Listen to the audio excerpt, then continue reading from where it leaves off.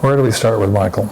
Michael and I go way back, and we're part of a support society for a set of interests in architecture. And when we were all struggling, fascinated with some future in architecture, we all took care of each other. And my first memories, of course, of Michael would be staying with him in New York, and he put me up. And I can't remember, but he didn't have a guest bed because I slept in the Peche chair, and we would talk till all early morning hours. And Michael, of course, is I'm sure everybody's going to talk about, is this very unique character in our community. And he was brutally honest and straightforward in a way that gave you huge kind of trust, and he was fearless. He has a great respect for the brutality of his honesty, and he was a rare character in our profession. Honestly, maybe a singular character. His voice was always discussing the importance of architecture as a social act and his commitment to social justice and an ethical position of architecture. And he's funny. You probably can tell as I speak about him, it's really tough. He's a person I'm sure many of us miss. As I was waking up this morning and thinking about this, I really miss you, Michael. It's funny, I was going over my last emails with him, and I had just come back from, I think it was lecturing at the Stadel, and he was going back and forth to talk to me. And he wrote me regarding, he was, of course, immensely, I couldn't even keep up with the amount of journals he was putting out with his Terraform group, and between teaching and practicing and his publication. And we were, the last one I can remember was he was doing something with Eric Moss, and we were going back and forth, and I was writing something for that. And he had just said something, we were going back and forth, and he says, "You're one of my true loves. Let's live as long as we can." Last night I went through a whole bunch of email exchanges with Michael. I've saved them because we go toe-to-toe in hilarity, and they just made me laugh all over again and made me think it's not possible that I'm not going to get another one. The culture of architecture lost a year ago one of its most brilliant critical voices. Our generation of architects and urbanists lost an amazing thinker and an incredible writer. Michael Sorkin was a true visionary. I lost a brother. I can easily say without any hesitation that through my career I learned more from Michael Sorkin than from anyone else in the world of architecture and urbanism. Hi, Michael. It's Eric. I thought I'd disguise myself a bit, give you an opportunity to make fun of me a little bit, have some fun. I miss you. I love you. I certainly miss our lunches at Rosa's Cafe and you teasing me about the prima ballerina and the quarterback.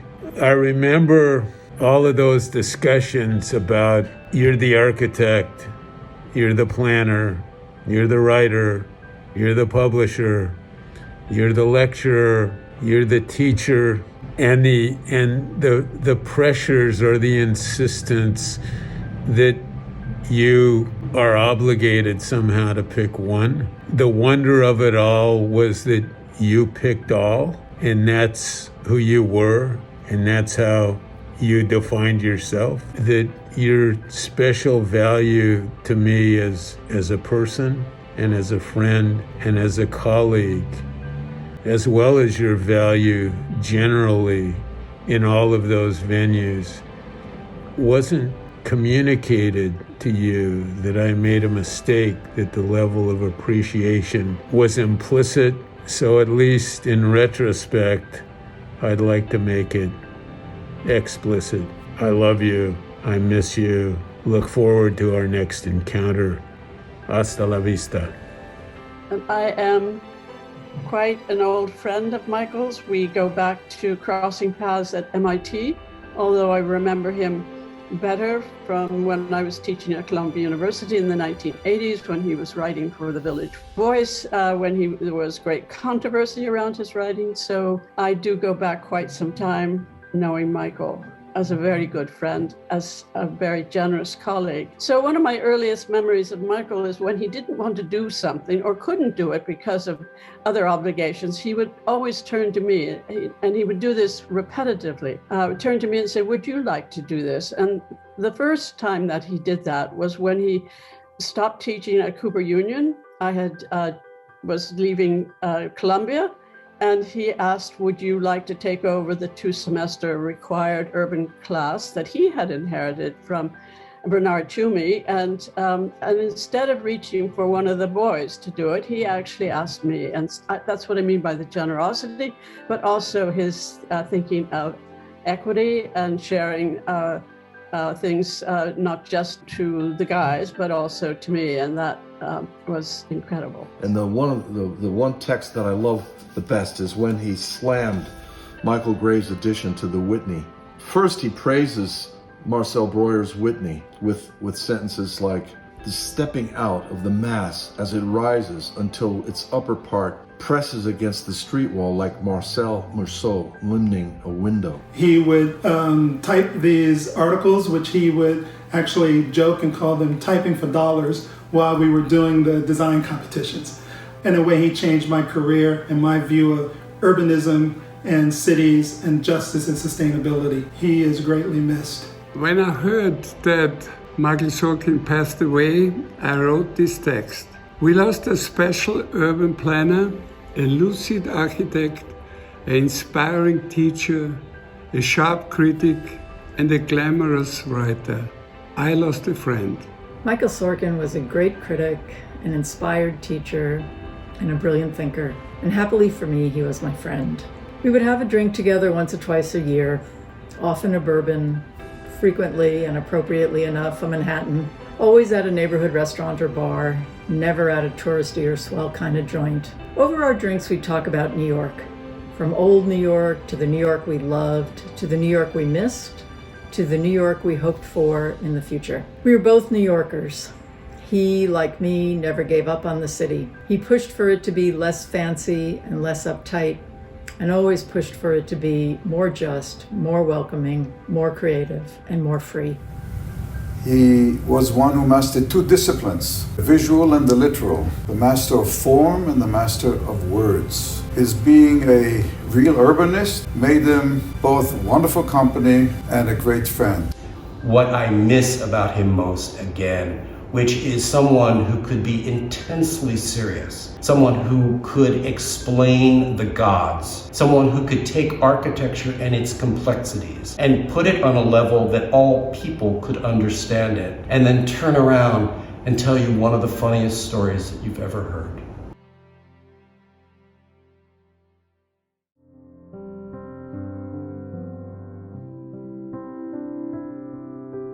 But as a thinker, we were brothers in arms because from a very different point of view, me from socially and him architecturally, which was the notion that to stimulate people, you had to disorient them, that the sort of big problems in capitalist society was that it aims at comfort, user-friendly. Neither of us believed that. It was wonderful for me knowing him in that way because, you know, I came at this problem of this kind of over-regimented society from fairly standard sociological background, you know, and he was the first architect I knew, or an architecturally trained person who saw that, who didn't just see it as a problem of labor or family life, who could actually see it physically in the city, that the problem was too much order rather than too little. Michael taught us all is that, you know, it's okay to disrupt this kind of openness of our art, right? And it actually gave me the courage actually to kind of do things the way I want to do them. The legacy to me is that kind of cultural context that Michael was able to, you know, create and, you know, bring many people together, you know, and I think that's, you know, when I leave this place, that's the kind of legacy I would want to leave as well. Without mentioning his name or recalling a quote from one of his books or articles, was his humanizing impact, his ability to address people and their issues. I mean, he just gave hope in sort of the potentiality of what this space could mean. He was inspirational that it wasn't just a technical drawing, that he looked at sort of agriculture or green spaces in sort of, again, these traditionally stigmatized places, like, for example, public housing. He really created this equitable view and approach to how we look at spaces. And it really infused or activated this imagination of the potential of what can exist with the intentionality behind it. Really, the thing that for me, I'll remember about Michael, or I just want to say, and I think this is often missed, how great of a talent he was as an architect, as a writer, of course. But as a designer, he really understood in full design, architecture, urbanism, and he had an incredible ability to communicate ideas. So, what seems so easy, and we all, when we write, we struggle. But it seemed for Michael like, oh my God, how does he do it? But what is amazing about that is this incredible, and a very beautiful ambition of quite easily wanting to design a whole city. And this is what I mean by his ability to be incredibly critical, but to be ready to take on the challenge of being propositional. And I think, I don't know anyone else who can touch those two spectrums so easily, because even those propositions finally were the most lucid, visually beautiful ideas or representation of ideas for cities, which were unlike any other cities we probably have seen. Michael's criticism is part of his larger quest for the beautiful and humane. He held himself accountable as a designer to himself as a critic. For every rapier, smart, often hysterically funny text he would write to expose some folly, he would design an exuberant proposal to deal with it. Michael in every way was larger in life, but his energy, the damn guy was like a power station. And I must say that my debt to him is profound. He called me up out of the blue once at the end of the 80s. He said, I read this little thing you wrote about Frederick Jameson and the Portman Tower in downtown LA. He said, why don't you develop this in an article about the militarization of public space? I hadn't given a thought to this before. To the extent that I became or, been called an urbanist, it's almost entirely due to the inspiration of Michael. Michael was a great writer. He was a poet like Whitman. I mean, he riffed it. I mean, I think of Michael, I think like the loft jazz scene in New York in the, the 80s or something. I mean, he knew how to blow. He really did. And one of the things I particularly admire about that is the way he arrives. You can see him arriving at his opinion as you're reading. So he doesn't kind of think it all through and then give you the conclusion at the end. He kind of weighs both, or not both, multiple sides. He sees nuance. He plays one thing off against another. And he's not afraid of ambiguity and ambivalence, which, again, in a critic, I think a lot of people feel that there's a danger in that because it can kind of weaken your writing, or you come out with something less punchy. And if you're not convinced, then you can't be convincing. And so his ability to have strong opinions, but sometimes strong opinions that were kind of in tension or opposition to each other, and reconcile them in a piece of writing, that's some virtuoso stuff right there.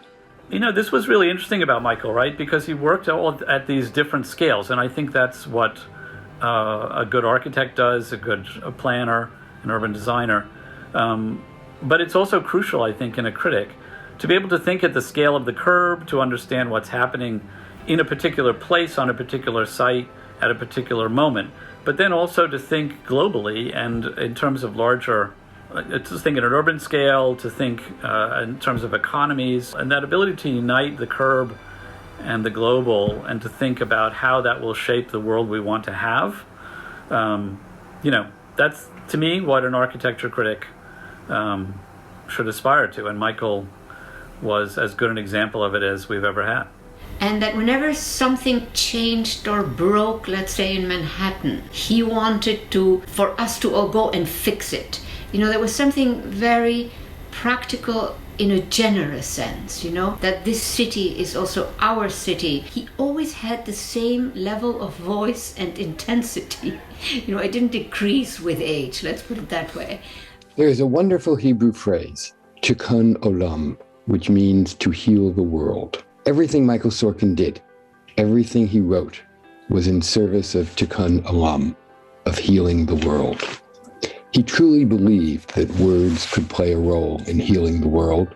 And he believed even more, I think, that architecture could play a role in healing the world. And he devoted his life to both. He was sophisticated, he was knowing, he had everyone's number, and he had no illusions. Maybe that's the thing that was most miraculous about Michael from the beginning of his career to the end. Not the brilliant turns of phrase, not the commitment, critical though it was, but the way in which he could maintain his optimism in the face of reality. He did not see the world through rose-colored glasses. He saw it as it was, harsh and self-serving and narrow and petty and power-hungry, and too often interested in architecture only when it served power. But somehow he remained optimistic. He continued to believe that the next battle would be won, or if it was not, that the glory lay in making steps toward the victory that he knew would someday be won, somewhere by someone, and that he was giving them tools that would help them achieve it.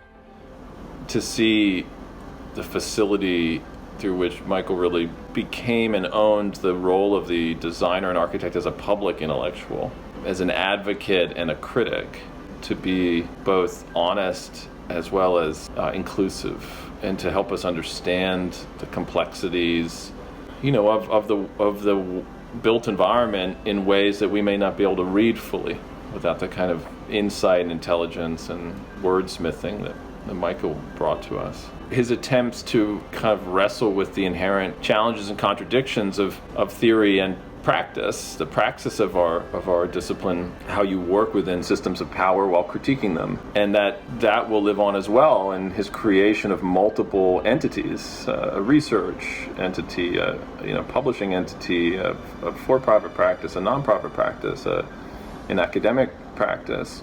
These things are not unfamiliar to the ways in which we try to survive in the discipline, but I think they're particularly acute in Michael's case because of his role as a public intellectual and as a critic, but also as a theorist of how we try to wrestle with the complicities of power and putting things in the world that people have to live with.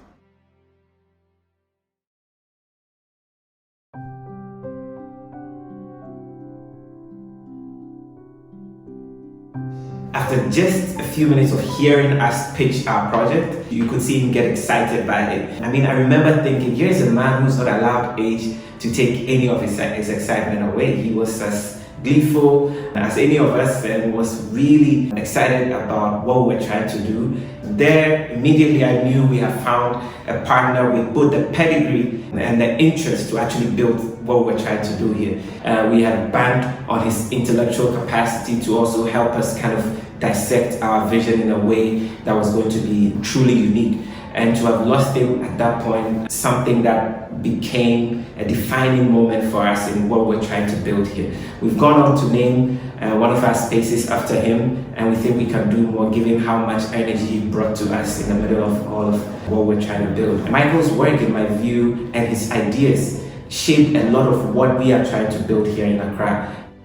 Michael, my friend, my brotherhood kind of friend, supporter, a mentor. Probably the best word to describe him is a passionate comrade. I'm so happy. So his last project, he worked together with me, just won the international competition, the Beihai New City Planning, New Town, the Lianzhou Bay New City. It is a wonderful project. He visited the site twice and he proposed some brilliant ideas to catalyze the development of this coastal new city. And what impressed me about him is that I felt finally understood in a way, because we ended up speaking about Amazonia for hours. And he knew so much about the region. And I have to say, I hadn't encountered anyone in the world of architecture who could have that conversation. And I was extremely impressed. Most of the people, when I attempted to discuss Amazonia, now it's fashionable. Lots of architects are doing studios that are based on Amazonia all over the world. But I'm talking about 2004, 2005. And back then, most people just reacted, of course, from their enlightenment understanding of the region, that why would you want to look into that area? It's not urban, it's not where architects should be. Let the ecologists go there. You know, why are you so interested in that place? Michael never made a comment of that type. He immediately understood. I felt less lonely in the world of architecture thanks to Michael. That's what I would say. I think that Michael had a very interesting relationship with power, and he was fearless. And I know that power acquires many forms. There's intellectual power, of course. He had that. And there's economic, political power, but he was also very aware that there's power at the level of the commune and power at the level of the incremental and the additive. Because Michael, as an architect and an urbanist, was interested in designing habitat, and he worked very closely with landscape architects too and loved them. So I see him now as, he's very Amazonian in his mindset. He had an integral mind, an integral way of designing. Michael ended one of his last emails to me in his usual affirmative and rambunctious note. Let's win this. Around that time, he also sent me a couple of other emails, or ended his emails by saying, let's make money, or can't wait for a curry together.